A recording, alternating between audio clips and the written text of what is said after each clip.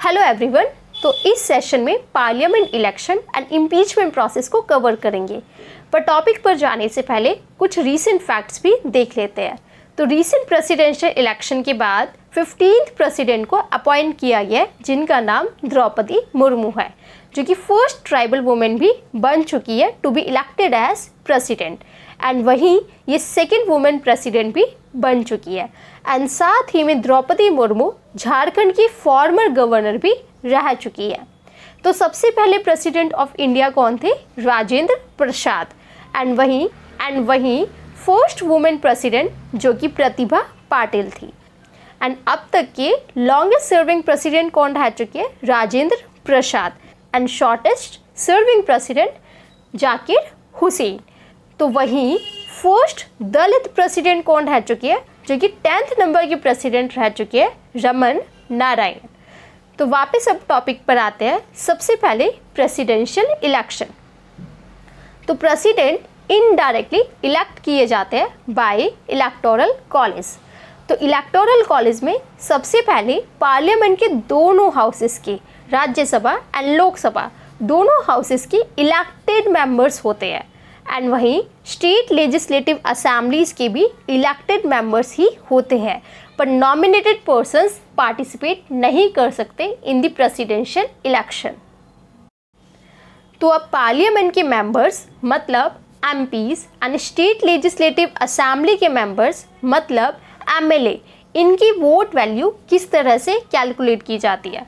एक एमएलए की vote value calculate करने के लिए उस स्टेट की total population and state legislative assembly के टोटल एमएलए मल्टीप्लाई बाय 1000 इस रूल से कैलकुलेट किया जाएगा। तो उसके बाद एमपीज के वोट वैल्यू, जैसे हमने एक एमएलए की वोट वैल्यू कैलकुलेट की, उसी तरह सभी एमएलए की वोट वैल्यू एंड उसके साथ total number of elected MPs. तो पार्लियामेंट के total number of elected members. तो ये तो हो गई वोट वैल्यू। तो इस तरह से कैलकुलेट होगी वोट वैल्यू। तो प्रेसिडेंट का टेन्योर 5 इयर्स के लिए होता है, और साथ ही में अगर प्रेसिडेंशियल इलेक्शन से रिलेटेड कोई भी डिस्प्यूट रेज होता है तो उस डिस्प्यूट को सुप्रीम कोर्ट डिसाइड करेगी, जिसका डिसीजन फाइनल होगा। तो अब नेक्स्ट पॉइंट इम्पीचमेंट प्रोसेस को भी देख लेते हैं। तो इम्पीचमेंट प्रोसेस प्रेसिडेंट को रिमूव करने के लिए किया जाता है। तो इम्पीचमेंट के लिए चार्जेस को दोनों हाउसेस में से कोई भी प्रेफर कर सकता है, आइदर राज्यसभा और Lok Sabha. So let's take a example. अगर चार्जेस को लोकसभा प्रेफर करती है तो उस चार्जेस के लिए लोकसभा के 1/4 मेंबर्स के साइन होना जरूरी है, और साथ ही में प्रेसिडेंट को 14 डेज का नोटिस भी सेंड करना। और अगर लोकसभा 2/3 मेजॉरिटी से उन चार्जेस को पास कर देती है, तब वो चार्जेस राज्यसभा में भेजे जाएंगे फॉर द इन्वेस्टिगेशन। तो जब राज्यसभा इन्वेस्टिगेशन कर रही होगी तो प्रेसिडेंट के पास राइट टू सिट अवेलेबल होगा, मतलब प्रेसिडेंट इन्वेस्टिगेटिंग प्रोसीडिंग्स में पार्टिसिपेट कर सकते हैं।